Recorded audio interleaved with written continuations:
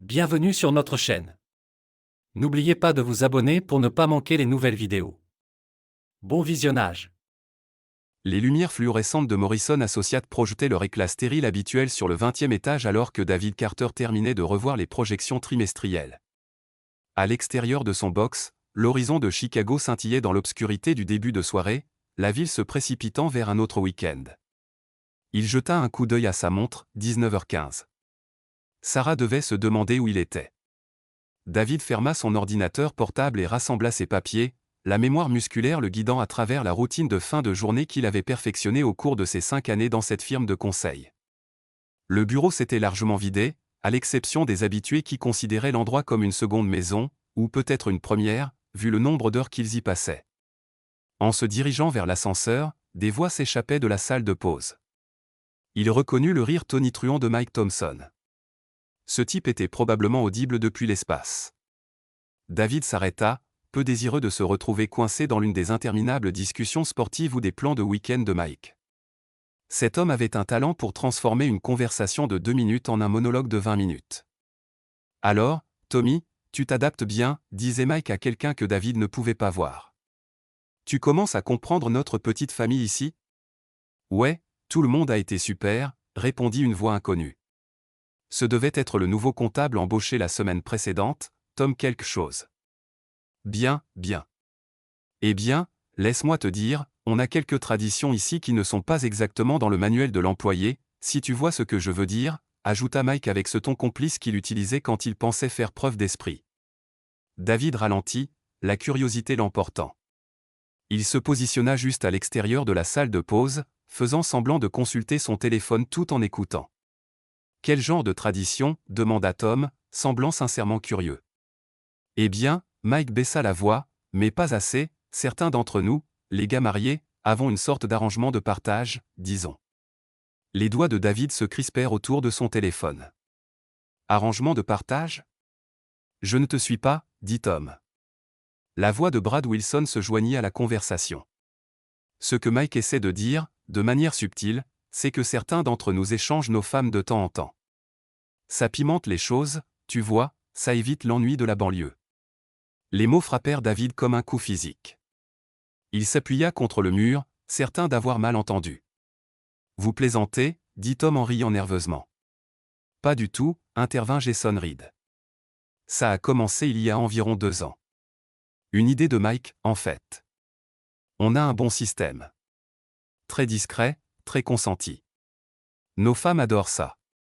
Ça brise la monotonie du mariage. Ça rend tout le monde heureux. La bouche de David s'assécha. L'ascenseur tinta au loin, mais il ne pouvait pas bouger. Combien de couples sont impliqués ? demanda Tom. 4 couples principaux, répondit Mike avec fierté.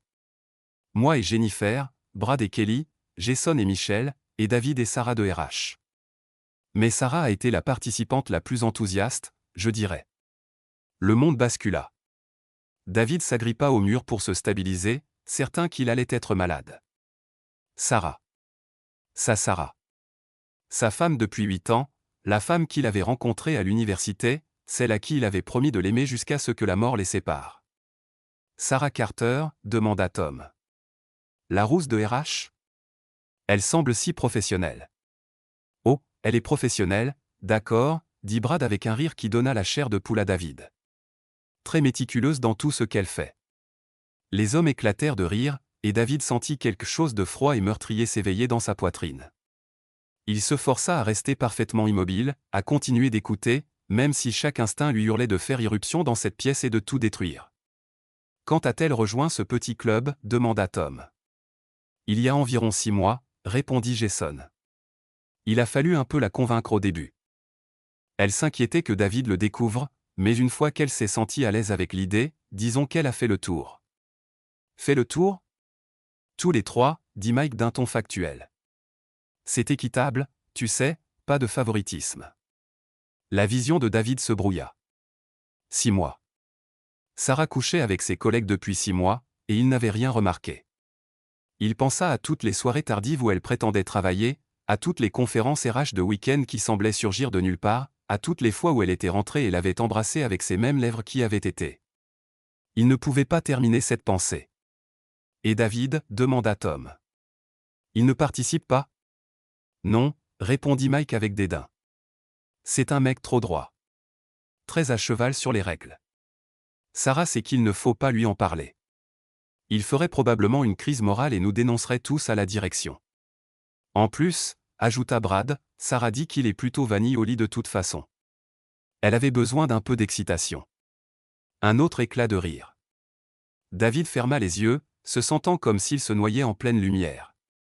Eh bien, dit Tom, semblant mal à l'aise, ce n'est pas vraiment mon truc, mais à chacun son truc, je suppose. Bien sûr, dit Mike. Je voulais juste que tu saches, au cas où tu remarquerais des dynamiques intéressantes au bureau. On reste professionnel ici, mais parfois, les lignes se brouillent un peu lors des événements d'entreprise. David entendit des chaises racler. Il se préparait à partir. Il se força à bouger, marchant rapidement vers l'ascenseur et appuyant frénétiquement sur le bouton de descente. Les portes s'ouvrirent juste au moment où il entendit les hommes sortir de la salle de pause. Il entra et appuya sur le bouton du hall, regardant les numéros des étages défiler tandis que son monde s'effondrait autour de lui.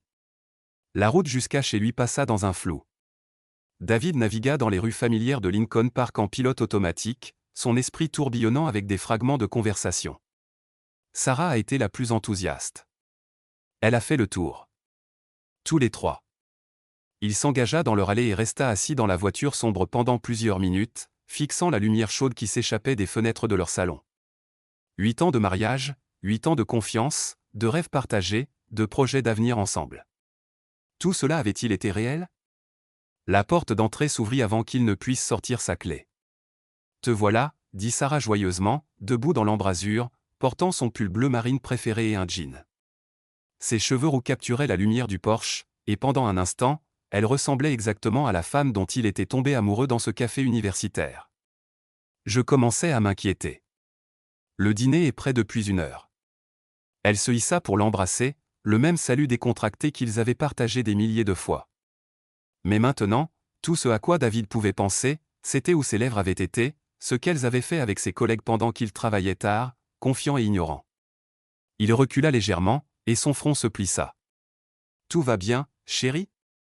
Tu as l'air pâle. Juste fatigué, parvint-il à dire. Longue journée. Eh bien, viens manger. J'ai fait ton rôti préféré avec ces petites pommes de terre que tu aimes. Elle se tourna et marcha vers la cuisine, bavardant à propos de sa journée. Quelque chose à propos d'un séminaire de formation et d'une plainte difficile d'un employé. David la suivit mécaniquement, l'observant comme s'il la voyait pour la première fois. Était-elle différente, d'une certaine manière? Y avait-il des signes qu'il avait manqués? La table de la salle à manger était dressée avec leurs belles assiettes, des bougies scintillant au centre, comme Sarah insistait pour chaque repas. Cela ressemblait à tous les autres dîners du jeudi soir qu'ils avaient partagés. Mais maintenant, cela semblait être une performance élaborée. Alors, dit Sarah en s'installant sur sa chaise en face de lui, comment s'est passée ta journée? Tu sembles distrait. David coupa son rôti. Gagnant du temps. Juste les trucs habituels. Chiffres, rapports, réunions. Il marqua une pause, puis décida de tester les os. J'ai croisé Mike Thompson dans la salle de pause. Il parlait au nouveau gars. La fourchette de Sarah s'arrêta à mi-chemin de sa bouche, juste une fraction de seconde, mais David le remarqua. Oh, à propos de quoi? La culture du bureau? Les traditions? David garda une voix soigneusement neutre. Tu sais comment Mike aime accueillir les nouveaux employés, non? Le sourire de Sarah semblait forcé. Mike est très sociable. Ça, c'est sûr. David prit une bouchée de pommes de terre, mâchant lentement. C'est drôle, il a mentionné quelque chose à propos de toi. Il a dit que tu avais été très utile pour certaines initiatives RH. La couleur quitta le visage de Sarah, mais elle se ressaisit rapidement. Eh bien, c'est mon travail. Les relations avec les employés. Relations avec les employés, répéta David.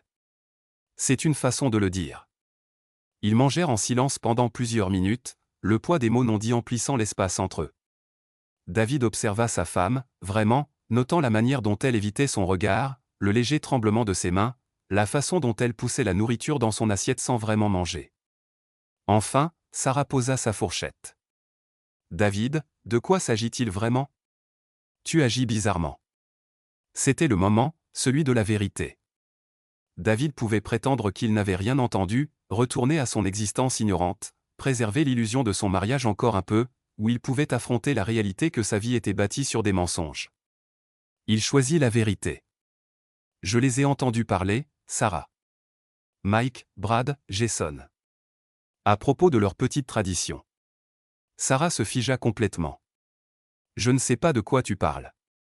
Le club d'échange de femmes. L'arrangement de partage. La voix de David était d'un calme mortel. Ils t'ont mentionné spécifiquement. Ils ont dit que tu avais été très enthousiaste.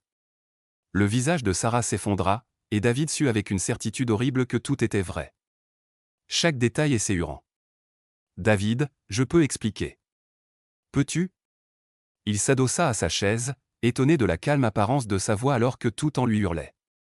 Peux-tu expliquer comment ma femme a couché avec mes collègues pendant 6 mois pendant que je travaillais tard pour payer cette maison, cette vie, ce mariage qui apparemment ne signifie rien pour toi? Des larmes commencèrent à couler sur le visage de Sarah. Ce n'est pas comme ça. Ce n'est pas ce que tu penses. Alors dis-moi ce que c'est. Éclaire-moi. Sarah essuya ses yeux avec sa serviette, laissant des traînées de mascara noir. Ça a commencé par simple curiosité. Jennifer en a parlé au pique-nique de l'entreprise l'été dernier, comment elle et Mike l'avaient essayé avec Brad et Kelly. Elle a dit que c'était libérateur, que ça renforçait même leur mariage. David la fixa, incapable de croire ce qu'il entendait. Alors tu as décidé d'essayer. Pas au début.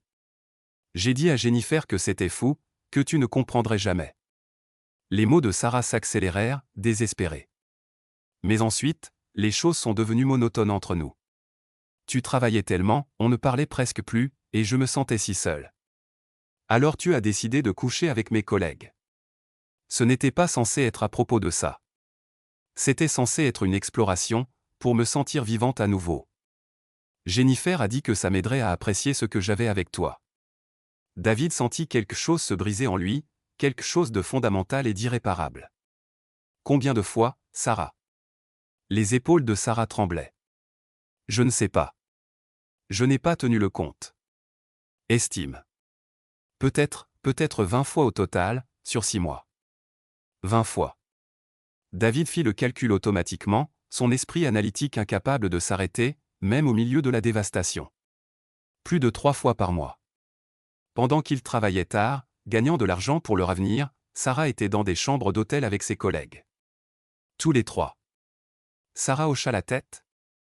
Misérablement. C'était censé être équitable. Égal. Équitable, David rit, mais il n'y avait aucun humour dedans. Tu as été équitable en me trompant. Comme c'est attentionné. S'il te plaît, David. Je sais ce que ça semble, mais ce n'était pas une question d'amour. C'était juste physique. Tu es celui à qui je rentre. Tu es celui que j'ai épousé. Vraiment? David se leva, sa chaise raclant contre le parquet. Parce que de là où je suis, on dirait que tu as épousé un chèque de paie et une couverture pendant que tu t'amusais vraiment avec d'autres hommes. Ce n'est pas vrai. N'est-ce pas? Dis-moi, Sarah, quand tu étais avec eux, pensais-tu à moi? Ressentais-tu de la culpabilité? Ou étais-tu trop occupé à t'amuser?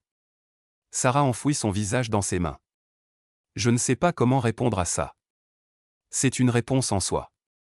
David marcha jusqu'à la fenêtre, regardant leur petit jardin. Ils avaient planté ces rosiers ensemble au printemps dernier, parlant d'adopter peut-être un chien, de fonder une famille. Couchait-elle déjà avec Mike à ce moment-là? Avait-elle embrassé Brad avant de rentrer pour planter des fleurs avec son mari? Que se passe-t-il maintenant? Demanda Sarah doucement. David se retourna. Sa femme était assise, voûtée au-dessus de la table, paraissant petite et brisée. Pendant un instant, il eut presque pitié d'elle. Presque. Maintenant, dit-il prudemment, nous allons découvrir ce que ce mariage signifie vraiment. S'il signifie encore quelque chose. Est-ce que ça doit ne rien signifier? Ne pouvons-nous pas essayer de surmonter ça? La voix de David monta légèrement. Surmonter ça? Sarah, tu as eu une liaison avec 3 hommes différents pendant 6 mois. Ce n'est pas une erreur unique. C'est un schéma. Un choix. Plusieurs choix. Mais je t'aime. Je sais que j'ai tout gâché, mais je t'aime. Vraiment? Parce que l'amour n'est pas seulement un sentiment, Sarah. C'est un engagement. C'est choisir son partenaire tous les jours, surtout quand c'est difficile. Et pendant 6 mois, tu as choisi d'autres hommes. Sarah pleurait ouvertement maintenant. J'étais confuse. J'étais seule. J'ai pris des décisions terribles, mais ça ne veut pas dire que je ne t'aime pas. David sentit quelque chose changer en lui, une partie froide et calculatrice prenant le dessus. Tu as raison. Tu as pris des décisions terribles. Et les décisions ont des conséquences. Qu'est-ce que ça veut dire? Ça veut dire que j'ai besoin de temps pour réfléchir, pour digérer tout ça, pour décider ce que je veux faire. Sarah leva les yeux, pleine d'espoir. Alors tu ne pars pas? On peut essayer de réparer ça? David croisa son regard, et pour la première fois ce soir-là, il sourit. Ce n'était pas un sourire gentil. Je ne vais nulle part ce soir, dit-il. On parlera plus demain. Là, j'ai besoin d'air. Il attrapa sa veste et se dirigea vers la porte, laissant Sarah à la table de la salle à manger, entourée des débris de leur dîner soigneusement planifié et de leur mariage de 8 ans. David conduisit sans but à travers Chicago pendant 2 heures, son esprit en ébullition. Lorsqu'il rentra chez lui, Sarah était déjà au lit, mais il pouvait dire à sa respiration qu'elle ne dormait pas. Il rassembla discrètement des vêtements et des coussins et se fit un lit sur le canapé du salon. Allongé dans l'obscurité, fixant le plafond, David commença à planifier. Sarah pensait avoir tout confessé, que le pire était passé. Elle n'avait aucune idée que ce n'était que le début. Parce que David Carter n'était pas le genre d'homme à simplement tourner le dos à une trahison. C'était le genre d'homme à la documenter, à l'analyser et à y répondre en conséquence. Sarah et ses 3 amants avaient fait leur choix. Maintenant, David ferait les siens. Et contrairement à sa femme, David Carter pensait toujours plusieurs coups à l'avance. Le lendemain matin, David se réveilla avant l'aube et prépara tranquillement du café, s'asseyant à la table de la cuisine avec son ordinateur portable. Il ouvrit un nouveau document et commença à taper. Chronologie de la découverte, 26 octobre 2024. Participants. Sarah Carter, femme, Mike Thompson, gestionnaire de compte senior, Brad Wilson, directeur de projet, Jason Reed, gestionnaire des relations avec les clients. Durée, environ 6 mois, fréquence estimée, plus de 20 rencontres. Il fit une pause, puis ajouta une nouvelle section, actions requises. Documenter les preuves. Consulter un avocat. Évaluer les implications financières. Planifier la stratégie de réponse. David enregistra le fichier avec un mot de passe et ferma l'ordinateur juste au moment où Sarah apparut dans l'embrasure de la porte de la cuisine, portant le t-shirt oversized qu'elle mettait toujours pour dormir. Ses yeux étaient rouges et gonflés d'avoir pleuré. « Tu es levé tôt » dit-elle timidement. « Je n'ai pas pu dormir. » David la regarda, son expression soigneusement neutre. « On devrait parler. » Sarah se versa un café avec des mains tremblantes et s'assit en face de lui. « J'ai réfléchi toute la nuit à ce que tu as dit à propos des conséquences, et je veux arranger les choses, David. Je ferai tout ce qu'il faut. Je quitterai mon travail. On peut déménager. On peut aller en thérapie. N'importe quoi. » David étudia son visage. Elle semblait sincèrement remorseuse, désespérée de réparer ce qu'elle avait brisé. Cela rendait presque ce qu'il s'apprêtait à faire cruel. Presque. « J'apprécie ça, dit-il lentement. Et je pense que la thérapie est une bonne idée. Mais Sarah, ce n'est pas quelque chose qui se répare du jour au lendemain. La confiance est partie. Ça va prendre du temps à reconstruire. Je comprends. Peu importe le temps que ça prendra. Bien. David tendit la main à travers la table et prit la sienne, sentant son soulagement à ce geste. Mais j'ai besoin que tu sois complètement honnête avec moi à partir de maintenant. Plus de secrets. Plus de mensonges. Peux-tu faire ça? Oui, absolument. Alors j'ai besoin que tu me dises tout. Chaque détail. Quand ça a commencé, où vous vous êtes rencontrés, ce que vous avez fait. J'ai besoin de comprendre l'ampleur de ce qui s'est passé avant qu'on puisse avancer. Le visage de Sarah blêmit. David, je ne pense pas que ce soit sain. Peut-être qu'on devrait attendre de pouvoir parler à un thérapeute. Non. Sa voix était ferme, mais pas en colère. Si on veut reconstruire la confiance, ça commence par une honnêteté totale, maintenant. Pendant l'heure suivante, David écouta avec un calme parfait pendant que sa femme détaillait sa trahison.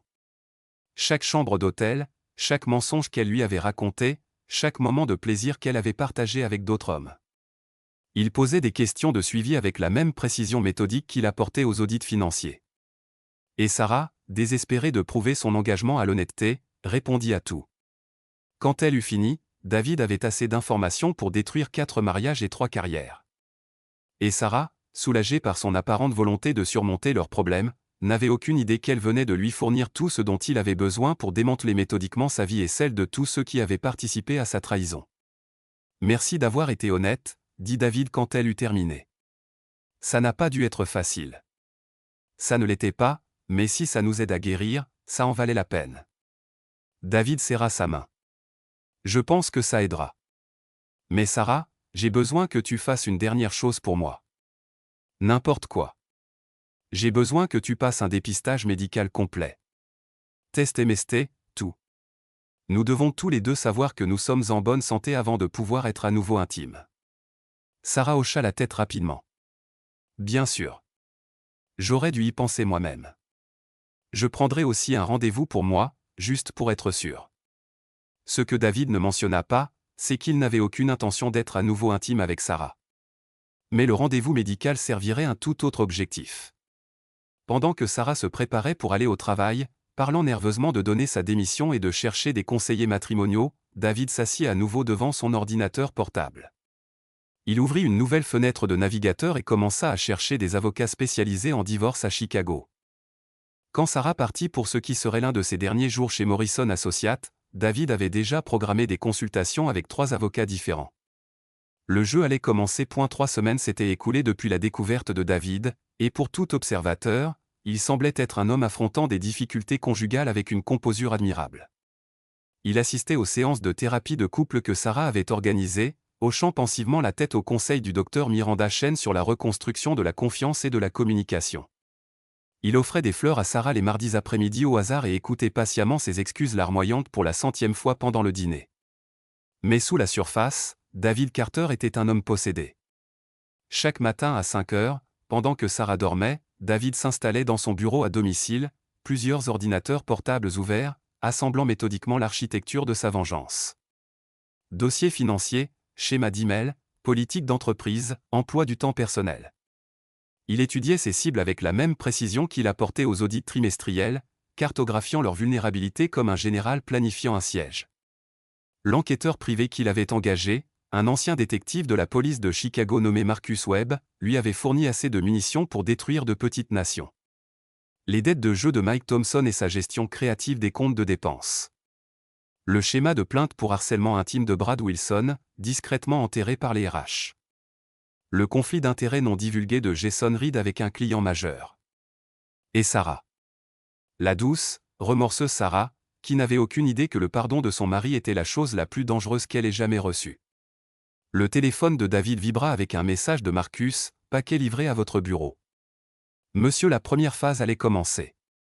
Chez Morrison Associates, David maintenait sa réputation d'analyste financier stable et fiable, qui gardait la tête baissée et faisait un travail excellent. Ses collègues le traitaient avec le même mélange de respect et d'indifférence légère qu'ils avaient toujours eu. Mike continuait de déambuler bruyamment dans le bureau comme s'il en était le propriétaire. Brad tenait toujours sa cour près de la machine à café, régalant les jeunes employés d'histoire de ses conquêtes du week-end. Jason continuait de charmer les clients avec son sourire à $1 million.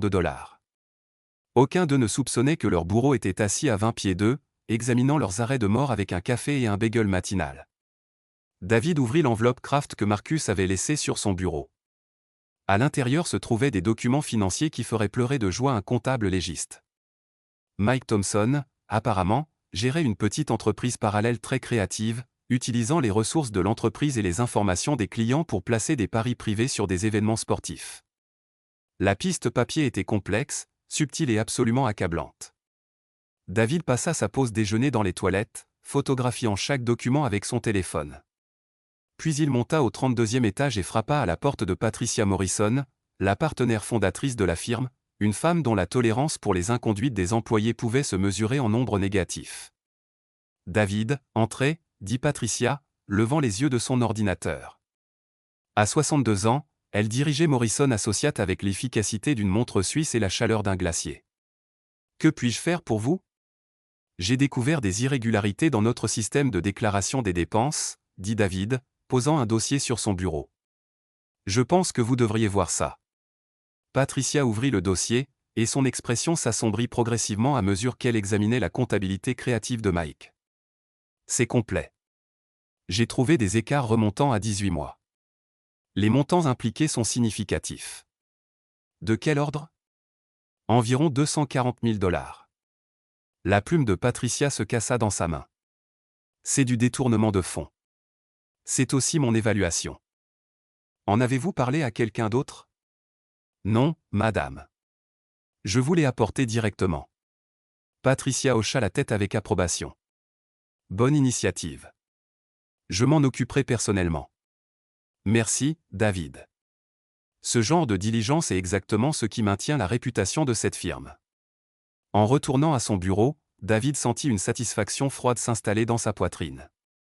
Mike Thompson serait au chômage d'ici la fin de la semaine, et ses créanciers de jeu seraient très intéressés d'apprendre que leur vache à lait venait d'être abattue. Un de moins. Brad Wilson s'avéra plus difficile, mais David avait toujours aimé les puzzles complexes. La faiblesse de Brad n'était pas financière. C'était son besoin pathologique d'être la personne la plus intelligente dans chaque pièce, ce qui le poussait à prendre des raccourcis que des gens plus prudents auraient évités. David passa 3 jours à examiner les dossiers clients de Brad, croisant les matériaux de présentation et les documents de proposition. Ce qu'il trouva était un schéma de vol de propriété intellectuelle si systématique qu'il frôlait l'art. Brad avait pillé des idées, des stratégies, et parfois des concepts de campagnes entiers à des firmes de conseil plus petites, les présentant comme le travail original de Morrison Associates. L'exemple le plus flagrant concernait une stratégie marketing que Brad avait présentée à Midwest Manufacturing 2 mois plus tôt. La stratégie était brillante, innovante, et appartenait entièrement à une petite firme appelée Creative Solutions Group, qui avait proposé exactement le même concept à un autre client 6 mois auparavant. David fit des copies de tout et passa son samedi matin à rédiger un rapport détaillé. Mais cette fois, il ne porta pas ses découvertes à Patricia Morrison. À la place, il envoya un email anonyme à Creative Solutions Group, accompagné de documents horodatés et d'une analyse détaillée du vol. La réponse fut immédiate et nucléaire. Lundi après-midi, Creative Solutions Group avait intenté un procès contre Morrison Associates pour vol de propriété intellectuelle, nommant spécifiquement Brad Wilson dans la plainte. Ils avaient également envoyé des copies de leurs preuves à 3 grandes publications professionnelles et publié une analyse détaillée sur le blog de leur entreprise. David observa depuis son box alors que Patricia Morrison traversait le bureau à grands pas, le visage de la couleur du sang frais. 15 minutes plus tard, Brad Wilson sortit de la salle de conférence, l'air d'un homme qui venait d'assister à ses propres funérailles. Avec effet immédiat, annonça Patricia au personnel rassemblé, Brad Wilson n'est plus employé par cette firme. Toute question concernant ses projets actifs doit être adressée à Jennifer Kim, qui assumera ses responsabilités. Brad rassembla ses affaires personnelles dans une boîte en carton pendant que ses anciens collègues faisaient semblant de travailler. En passant devant le bureau de David, leurs regards se croisèrent un instant. L'expression de Brad était de pure perplexité. Il ne comprenait pas comment ses activités soigneusement cachées avaient soudainement explosé au grand jour. David lui adressa un petit hochement de tête compatissant, le genre d'expression qu'un professionnel offre à un autre en temps difficile. 2 de moins. Jason Reed nécessita une touche plus délicate. Sa transgression était la plus grave, un conflit d'intérêts impliquant Hartwell Industries, l'un des plus gros clients de Morrison Associates. Jason avait secrètement négocié pour rejoindre l'équipe exécutive de Hartwell tout en gérant leurs comptes, fournissant des informations internes sur les stratégies de tarification et les analyses concurrentielles de Morrison. David avait découvert cela grâce à une combinaison du travail de surveillance de Marcus et de sa propre analyse des schémas de réunion de Jason. Les preuves étaient solides, mais circonstancielles. Assez pour détruire la carrière de Jason, mais pas assez pour résister au genre de défi juridique qu'un avocat intelligent pourrait monter. Alors David décida de laisser Jason se détruire lui-même. Tout commença par une rumeur soigneusement placée lors de la réunion des partenaires du mardi matin. David mentionna en passant qu'il avait remarqué des schémas inhabituels dans les communications clients de Jason. Rien de spécifique, juste quelque chose qui semblait mériter une surveillance. Patricia, encore furieuse du fiasco Brad Wilson, ordonna au département informatique de procéder à un examen complet des communications électroniques de Jason. Ce qu'ils trouvèrent était une piste numérique qui ressemblait à un cours magistral sur l'espionnage d'entreprise. Des emails au cadre de Hartwell discutant d'opportunités futures, des entrées de calendrier pour des réunions jamais officiellement programmées, des journaux d'accès aux fichiers montrant Jason téléchargeant des documents de tarification sensibles à des heures inhabituelles. Le coup final vint lorsque le département RH de Hartwell Industries reçut un tuyau anonyme concernant un potentiel conflit d'intérêts impliquant leur discussion de recrutement avec Jason Reed. Le tuyau incluait des dates de réunions spécifiques, des horodatages d'emails, et une suggestion qu'ils pourraient vouloir revoir leurs accords de confidentialité. La réponse de Hartwell fut rapide et complète. Ils mirent immédiatement fin à leur discussion de recrutement avec Jason et lancèrent une enquête interne pour déterminer si leur confidentialité avait été compromise. Lorsqu'ils découvrirent l'étendue des informations que Jason avait partagées lors de ses entretiens non autorisés, ils résilièrent entièrement leur contrat avec Morrison Associates. Patricia Morrison ne se contenta pas de licencier Jason Reed. Elle le fit escorter hors du bâtiment par la sécurité tout en déposant une plainte officielle auprès du barreau de l'État. La carrière juridique de Jason ne survivrait pas aux violations éthiques, et sa réputation dans le conseil d'entreprise fut détruite à jamais. 3 de moins. Sarah était différente. Sarah exigeait de l'art. Pendant un mois, David avait joué à la perfection le rôle de l'époux blessé mais indulgent. Il assistait aux séances de thérapie, où il parlait avec émotion des défis de reconstruire la confiance. Il lui offrait de petits cadeaux et écoutait avec sympathie ses inquiétudes à propos de l'étrange atmosphère au travail. Personne ne comprenait pourquoi tant d'employés seniors étaient soudainement licenciés. On dirait une sorte de malédiction sur l'entreprise, dit Sarah un soir, blottie contre David sur leur canapé. D'abord, Mike est licencié pour détournement de fonds, ensuite Brad pour plagiat. Maintenant Jason pour espionnage industriel. Je veux dire, quelles sont les chances ? La malchance arrive parfois en série, répondit David, caressant ses cheveux avec une tendresse pratiquée. Je suis juste content que tu travailles au RH. Tu es probablement la personne la plus éthique de ce bâtiment. Sarah sourit au compliment, se rapprochant de son mari. Elle n'avait aucune idée que ses dossiers médicaux de la semaine précédente étaient dans le tiroir verrouillé du bureau de David, avec un résultat de test de grossesse qu'elle pensait avoir caché avec succès. Sarah Carter était enceinte de 12 semaines.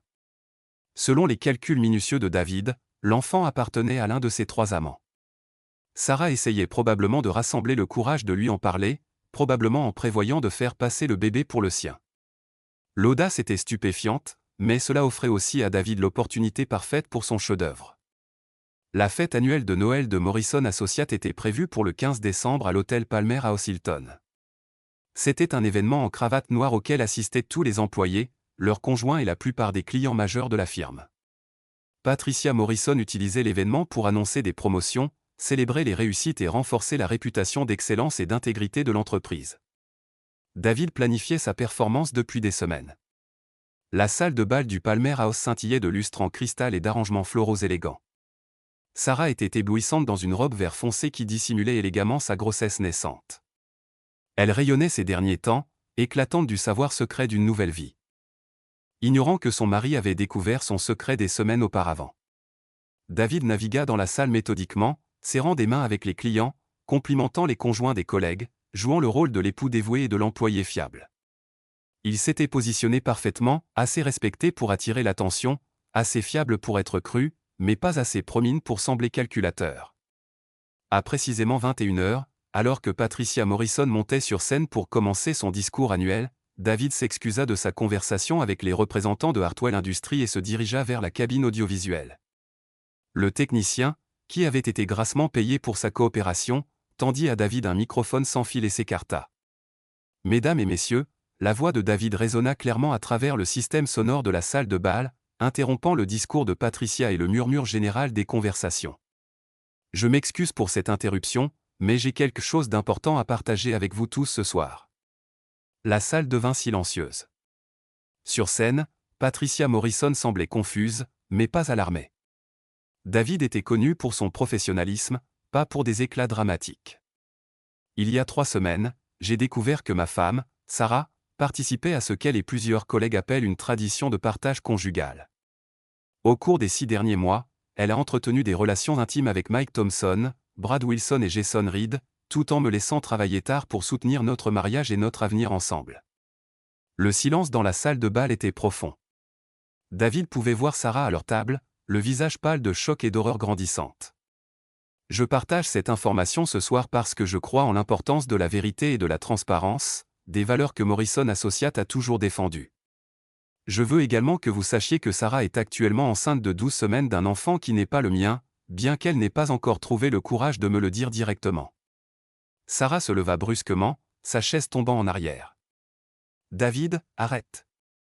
J'ai passé le dernier mois à documenter l'ampleur de cette tromperie, et j'ai découvert qu'elle représente un schéma d'échecs éthiques qui va bien au-delà de ma situation personnelle. Les récents licenciements de Mike Thompson, Brad Wilson et Jason Reed n'étaient pas fortuits. Ils étaient le résultat d'une enquête approfondie sur le caractère des individus que ma femme a choisi d'impliquer. Patricia Morrison faisait des gestes frénétiques à la sécurité, mais David continua calmement.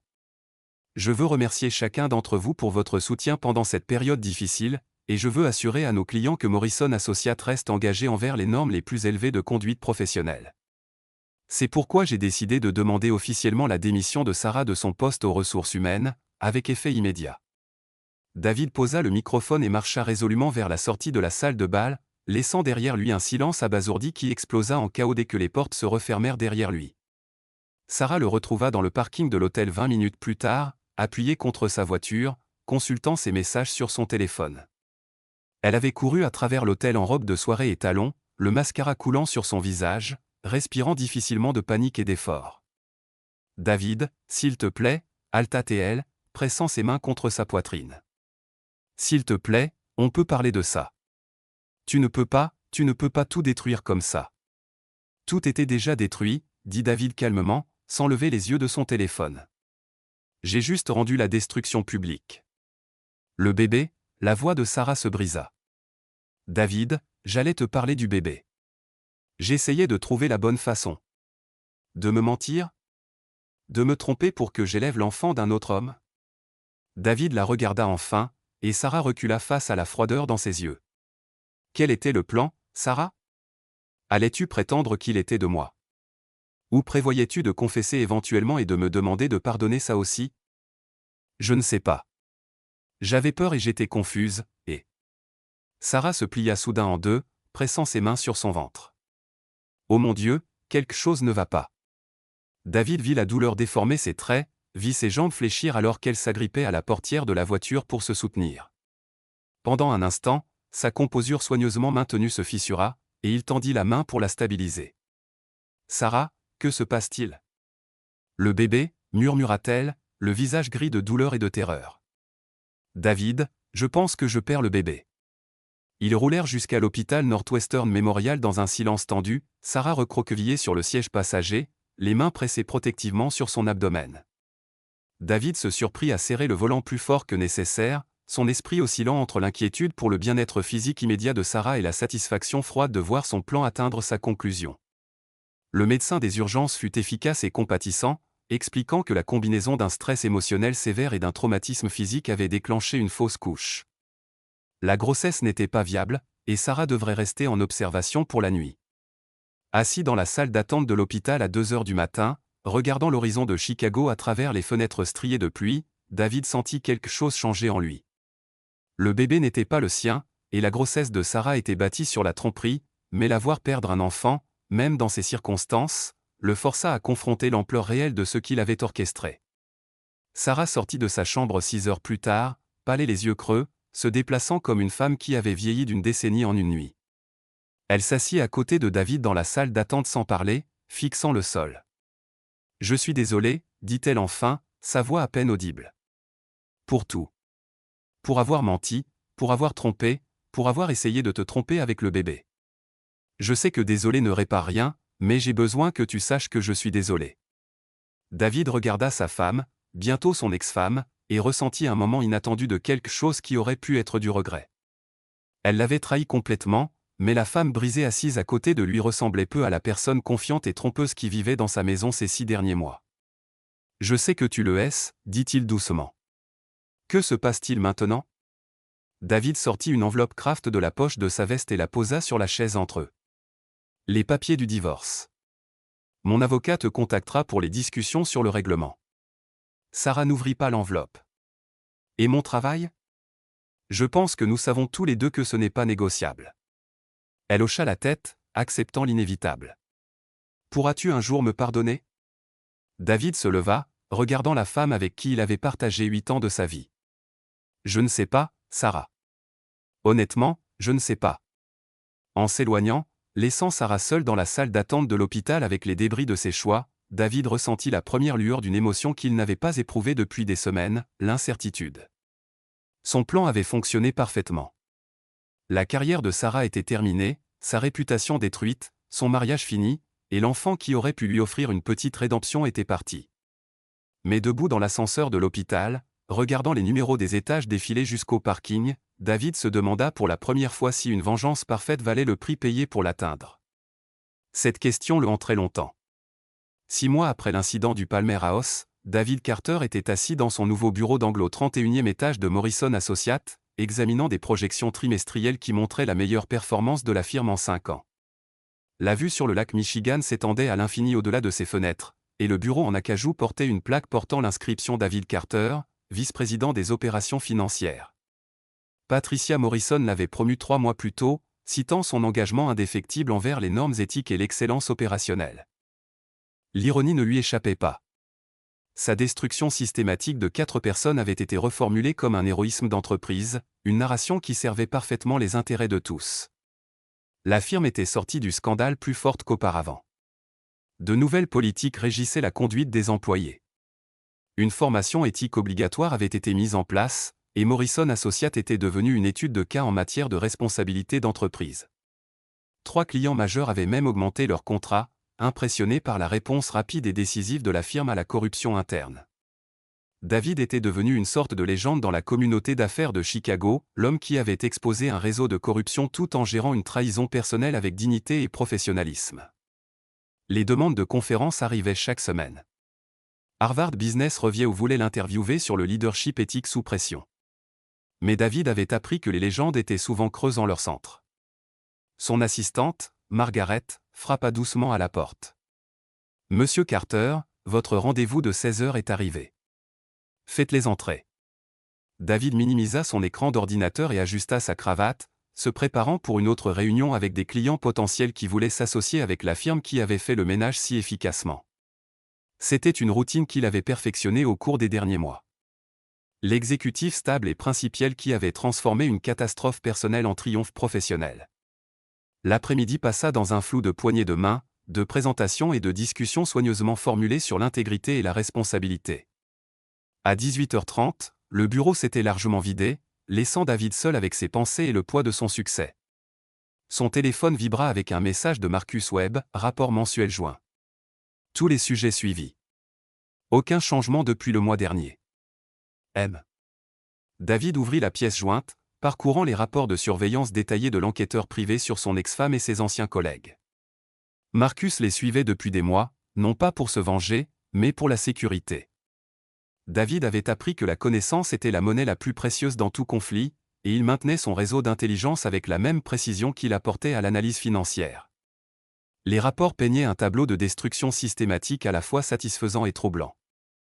Mike Thompson travaillait comme gardien de nuit dans un entrepôt à Cicero, gagnant à peine assez pour couvrir ses paiements de restitution ordonnés par le tribunal.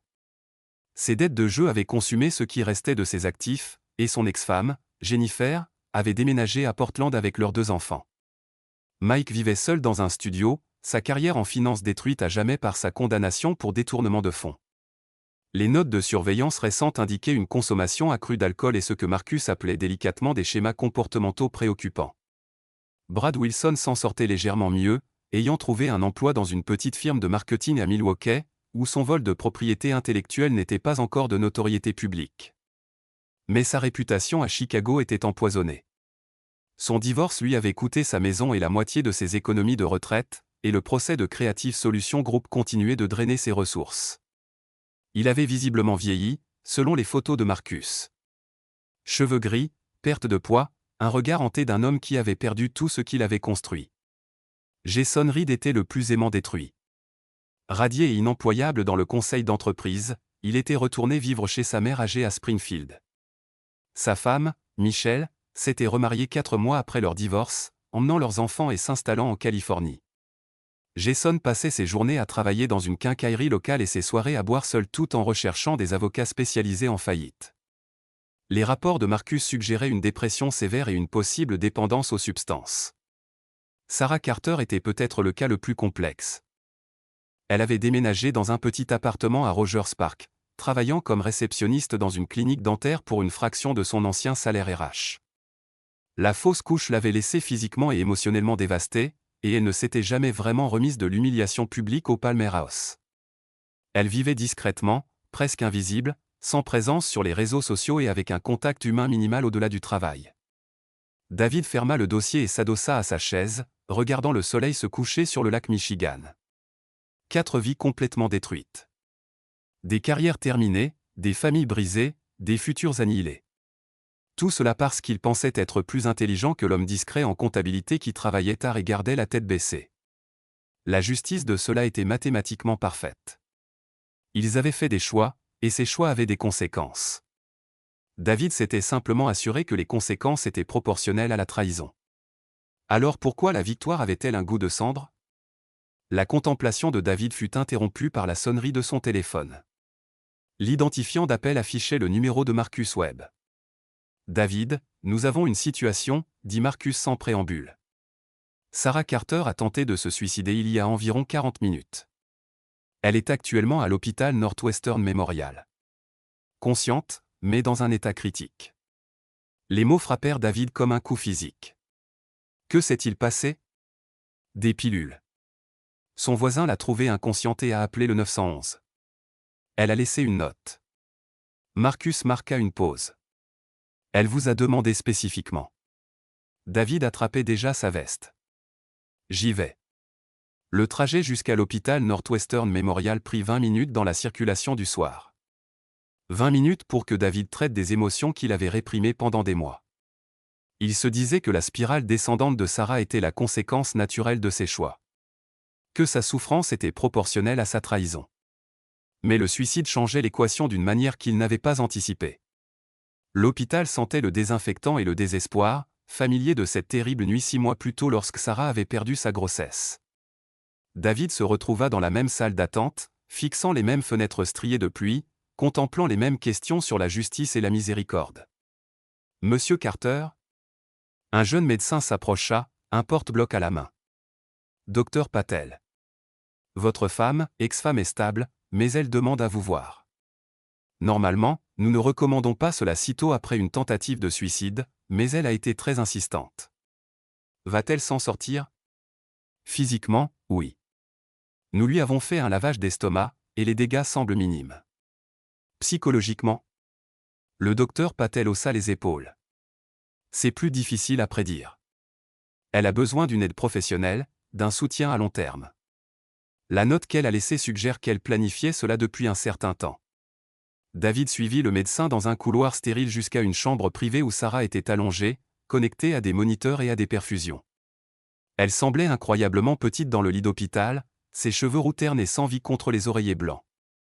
Quand elle vit David, ses yeux se remplirent de larmes. « Tu es venu » murmura-t-elle. « Bien sûr que je suis venu. » David tira une chaise près de son lit, surpris par l'intensité de son inquiétude. « Sarah, à quoi pensais-tu ? » Je pensais que j'avais détruit tout ce qu'il y avait de bon dans ma vie, et que je ne pouvais pas vivre avec ce que j'étais devenu. La voix de Sarah était rauque à cause du lavage d'estomac. Je pensais que tu serais mieux sans moi si je disparaissais simplement. Ce n'est pas à toi de décider. Sarah croisa son regard pour la première fois depuis des mois. David, je sais ce que j'ai fait. Je sais que je t'ai trahi, que je t'ai menti, que j'ai essayé de te tromper en te faisant élever l'enfant d'un autre homme. Je sais que je méritais tout ce qui m'est arrivé. Mais la culpabilité, elle me ronge vivante. David étudia le visage de son ex-femme, cherchant des signes de manipulation ou d'auto-apitoiement. Au lieu de cela, il vit quelque chose qu'il reconnaissait dans son propre miroir, l'épuisement creux de quelqu'un qui portait un poids impossible depuis trop longtemps. Tu ne méritais pas de mourir, Sarah. Alors qu'est-ce que je méritais ? Dis-le-moi, parce que je ne sais plus. La voix de Sarah gagna en force. J'ai perdu mon travail, ma réputation, mon mariage, mon bébé, mon avenir. Je vis seul dans un petit appartement, gagnant à peine assez pour survivre, sans amis, sans perspective. Tout Chicago sait ce que j'ai fait. Je ne peux même pas acheter de l'épicerie sans voir le dégoût dans les yeux des gens. David sentit quelque chose se fissurer dans sa poitrine. Sarah. Et le pire, c'est que je sais que tout est de ma faute. Chaque conséquence, chaque souffrance, je l'ai méritée. J'ai fait des choix qui ont détruit 4 mariages et ruiné plusieurs vies. La culpabilité ne diminue pas avec le temps, David. Elle grandit. Chaque jour, elle grandit. Pendant plusieurs minutes, ils restèrent assis en silence. David observa les moniteurs suivant les signes vitaux de Sarah, écoutant le bip rythmique qui marquait chaque moment de sa survie. La note, dit-il enfin. Que disait-elle? Sarah ferma les yeux. Que j'étais désolé pour tout ce que j'avais fait. Que j'espérais que ma mort apporterait un peu de paix aux gens que j'ai blessés. Que je t'aimais, même si j'avais perdu tout droit de le dire. Elle ouvrit les yeux et le regarda. Et que j'espérais que tu trouverais le bonheur avec quelqu'un qui te méritait. Sarah. David lutta pour trouver des mots qui ne venaient pas. Je sais que tu ne peux pas me pardonner. Je ne me pardonnerai pas non plus. Mais j'avais besoin que tu saches que la femme qui t'a trahi, elle est partie. Elle est morte la nuit où j'ai perdu le bébé. Ce qui reste n'est que des débris. David tendit la main et prit celle de Sarah, sentant combien ses doigts étaient fins et froids. Tu n'as pas le droit d'abandonner, Sarah. Tu as fait des choix terribles, mais ça ne veut pas dire que ta vie est finie. Quelle vie? Quel avenir pourrais-je avoir? Je ne sais pas. Mais c'est à toi de le découvrir, pas à moi de décider. David serra doucement sa main. Tu vas t'inscrire dans un programme de traitement. Tu vas obtenir une aide professionnelle, et tu vas trouver un moyen de vivre avec ce que tu as fait. Pourquoi te soucies-tu de ce qui m'arrive? David réfléchit soigneusement à la question. Parce que, malgré tout, tu as fait partie de ma vie pendant 8 ans. Parce qu'une partie de moi se souvient encore de la femme dont je suis tombé amoureux dans ce café. Et parce que je ne veux pas avoir ta mort sur la conscience.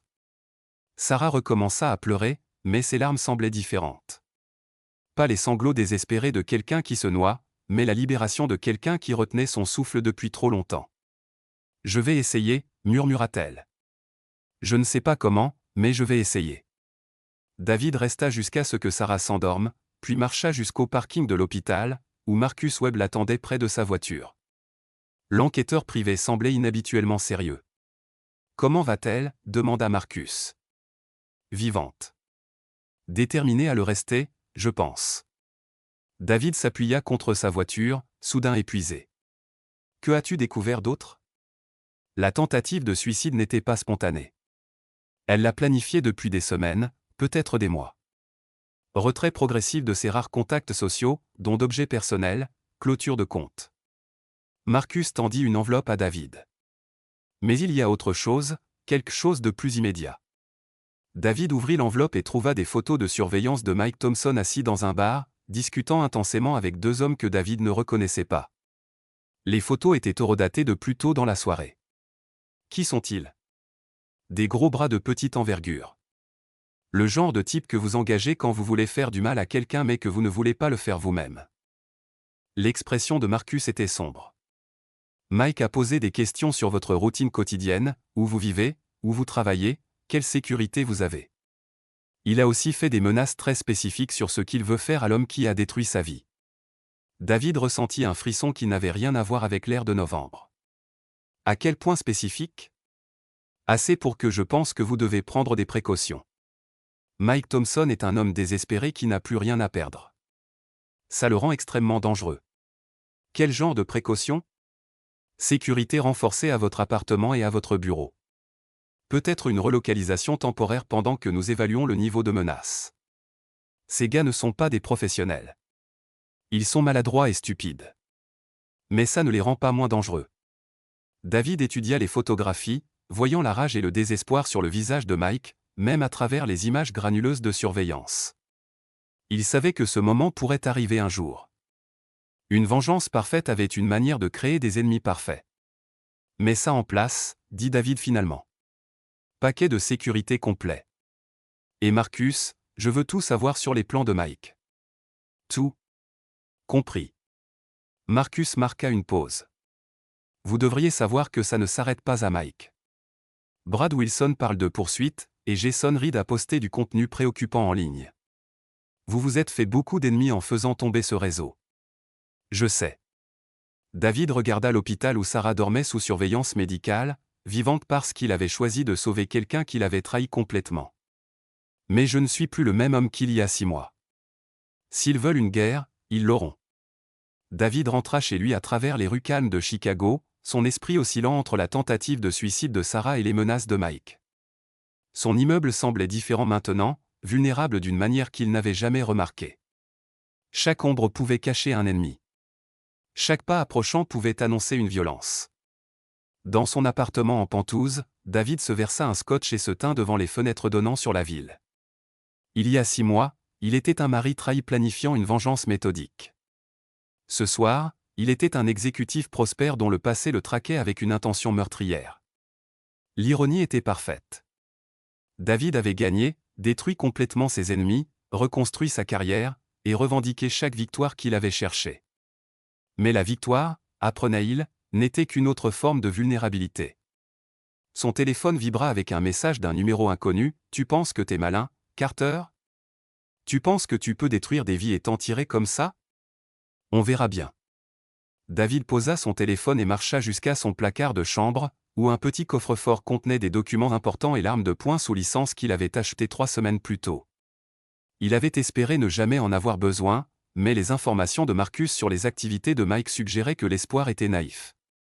En vérifiant les munitions de l'arme et en confirmant que la sécurité était enclenchée, David réfléchit au chemin qui l'avait conduit à ce moment. Il avait commencé comme une victime, était devenu un prédateur, et se retrouvait maintenant transformé en proie. Le cycle de la vengeance, semblait-il, était plus complexe qu'une simple mathématique d'action et de conséquences. À l'extérieur de ses fenêtres, Chicago scintillait de 10 millions de lumières, chacune représentant une vie avec ses propres complications et calculs moraux. David avait pensé qu'il pouvait contrôler les variables, prédire les résultats, et atteindre une justice parfaite grâce à une planification minutieuse et une exécution systématique. Mais la justice, commençait-il à comprendre, n'était pas une destination. C'était un équilibre qui changeait avec chaque choix, chaque action, chaque moment de miséricorde ou de cruauté. La tentative de suicide de Sarah lui avait rappelé que même les coupables pouvaient souffrir au-delà de leur capacité à endurer. Les menaces de Mike lui rappelaient que la poursuite d'une vengeance parfaite pouvait créer des monstres plus dangereux que la trahison initiale. David rangea l'arme dans le tiroir de sa table de chevet et retourna au salon, où la ville s'étendait sous lui comme un vaste plateau de jeu. Quelque part là-dehors, Mike Thompson planifiait une violence avec des hommes qui vendaient la brutalité pour de l'argent. Ailleurs, Sarah Carter essayait de trouver des raisons de continuer à respirer malgré le poids de ses choix. Brad Wilson et Jason Reed soignaient leurs propres blessures et haines, peut-être planifiant leur propre forme de vengeance. Le jeu que David avait commencé était loin d'être terminé. Au contraire, il avait simplement avancé à un niveau plus dangereux, où les enjeux se mesuraient en sang plutôt qu'en carrière. Mais en s'installant dans son fauteuil en cuir avec son scotch et ses pensées, David ressentit quelque chose qu'il n'avait pas éprouvé depuis des mois, de l'anticipation. Il avait prouvé qu'il pouvait détruire ses ennemis par la patience et l'intelligence. Maintenant, il découvrirait s'il pouvait survivre à leur tentative de le détruire. Le téléphone sonna, interrompant sa réflexion. La voix de Marcus Webb était tendue et urgente. « David, nous avons un problème. Mike et ses amis viennent de quitter le bar, et ils se dirigent vers votre quartier. Vous devez sortir de là maintenant. » David marcha jusqu'à sa chambre, récupéra l'arme dans le tiroir et vérifia la chambre une dernière fois. À travers ses fenêtres, les lumières de la ville scintillaient paisiblement, inconsciente de la violence qui s'approchait de l'une de ses tours. « Non, » dit David calmement. « J'en ai fini de fuir les conséquences des choix des autres. Si Mike veut en finir, il sait où me trouver. » En mettant fin à l'appel et en se positionnant là où il pouvait surveiller à la fois l'ascenseur et l'escalier, David pensa à l'homme qu'il était 6 mois plus tôt, confiant, naïf, vulnérable à la trahison. Cet homme était parti, remplacé par quelqu'un de plus dur, de plus froid, et infiniment plus dangereux. Mike Thompson était sur le point d'apprendre que David Carter était devenu quelque chose de pire que l'ennemi qui avait détruit sa vie. Il était devenu l'ennemi prêt à y mettre fin. Merci de regarder et n'oubliez pas de vous abonner pour ne pas manquer les nouvelles histoires.